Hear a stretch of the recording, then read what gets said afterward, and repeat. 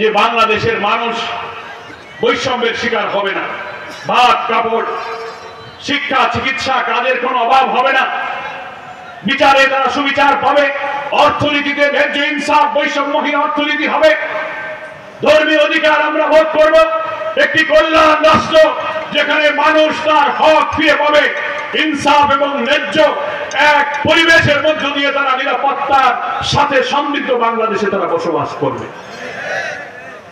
যারা চলে গেল তারা তো সেই বাংলাদেশ দেখে যেতে পারেনি, কি বলেন ঠিক কিনা? যারা ঘরের মধ্যে বসে কান্নাকাটি করছে, সন্তান হারা মা, স্বামী হারা বিধবা স্ত্রী, পিতা হারা শিশুর কান্না এখনো ফুরায়নি, এদের স্বপ্ন পূরণ করতে গেলে আমাদের সেই নতুন বাংলাদেশ গড়তে হবে। আমরা যদি সেই বাংলাদেশ গড়তে পারি তাহলেই তাদের স্বপ্ন ইনশাআল্লাহ পূরণ হবে। আমরা সেই যাত্রা শুরু করেছি, সেই পরিবর্তনের মধ্য দিয়েই একটি কল্যাণ রাষ্ট্র কায়েম হবে।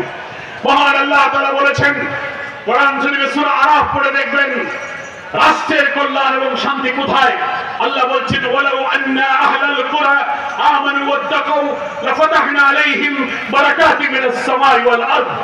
আমার আল্লাহ বলছেন, কোন দেশের মানুষ, ওয়ালাউ আন্না আহলাল কুরা হচ্ছে কোন জনপদ, কোন দেশ, কোন গোষ্ঠী, কোন টেরিটরি, সেখানকার মানুষ যদি আল্লাহকে বিশ্বাস করে, আল্লাহর কাছে জবাবদিহির ভয়ে ভীত হয়ে আমানু ওয়াত্তাকাউ খোদার কাছে সব কাজের হিসাব দিতে হবে, এই নৈতিকতার ভিত্তিতে কোন রাষ্ট্র গঠন করে, আল্লাহ ওয়াদা করছেন লাফাতাহনা আলাইহিম, আমি তাদের জন্য খুলে দেব বারাকাতিন মিনাস সামাই ওয়াল আরদ, আকাশ এবং পৃথিবীর সমস্ত বরকতের দরজা সেই জাতির জন্য আমি খুলে দেব।